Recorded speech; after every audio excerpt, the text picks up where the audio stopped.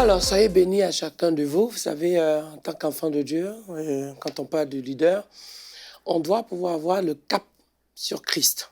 D'autant plus qu'on est leader par déjà la grâce que Dieu a fait de nous d'être ses serviteurs. Et notre modèle type, c'est Christ. Donc, si on a Christ, on peut comprendre une chose. Et Jésus lui-même, il a pris tout. Il a assumé. Il a pris les crachats, il a pris la crucifixion, il a pris la trahison, il a pris l'humiliation. Mais une chose qu'il a gardée, c'est à Gethsémane. À Gethsémane, il s'est mis à genoux. D'ailleurs, il a dit aux disciples de venir avec lui pour aller prier à Gethsémane. Donc, est arrivé, il a fait, la Bible dit qu'il a fait un pas de jet de pierre et il s'est mis à genoux, il a commencé à prier. Vous voyez, ça c'est un exemple parlant en fait pour ne pas rester un peu se focaliser sur soi, sur ouais, qu'est-ce qui va m'arriver, qu'est-ce que je veux vivre, qu'est-ce qui va se passer, comment les gens vont voir. Non, c'est se lever et se mettre devant la face de Dieu. Ne pas se laisser noyer, voyez, par tout ce qui nous entoure, mais rester, on appelle ça un focus.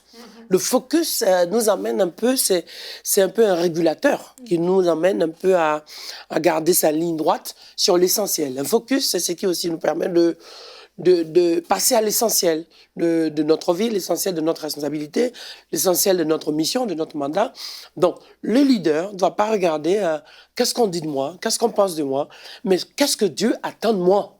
Parce que si aujourd'hui, les gens ne nous comprennent pas, les gens ne te comprennent pas, les gens n'arrivent pas trop à discerner, c'est pas grave.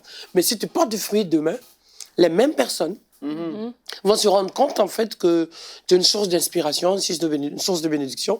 Et ce qui compte aujourd'hui, c'est pas de dire que je suis serviteur de Dieu, je suis un leader. Non. Ce qui compte aujourd'hui, c'est porter le fruit d'un serviteur de Dieu.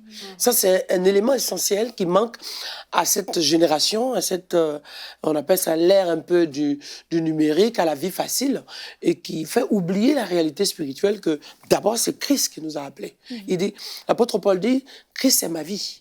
Voilà. La mort, mais un gain. Donc, ça veut dire quoi? D'abord, c'est l'essentiel, c'est Christ. Et l'important de sa vie, c'est Christ. Et d'ailleurs, aussi, une chose qu'il faut retenir, lorsque Christ se met à Gethsémane en prière, la Bible dit qu'à un moment donné, c'était tellement chaud, c'était tellement dans la prière, dans l'intercession, confronté à ce qui va arriver, qu'il avait la sueur qui se transforme en sang, et entre-temps, les disciples dormaient.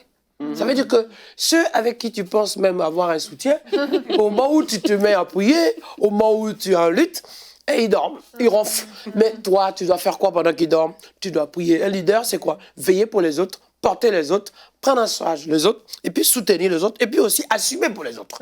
C'est cette capacité qui fait que le modèle de Christ doit nous inspirer pour qu'on puisse servir Dieu avec passion dans la grâce, dans la révélation, dans la compréhension, le surnaturel de Dieu qui saisit, qui nous donne aussi cette force, en fait que ce qui est impossible à l'homme, avec le Saint-Esprit, c'est possible. Retrouvez la suite de ce programme dans l'émission Bonjour chez vous sur ENCI TV.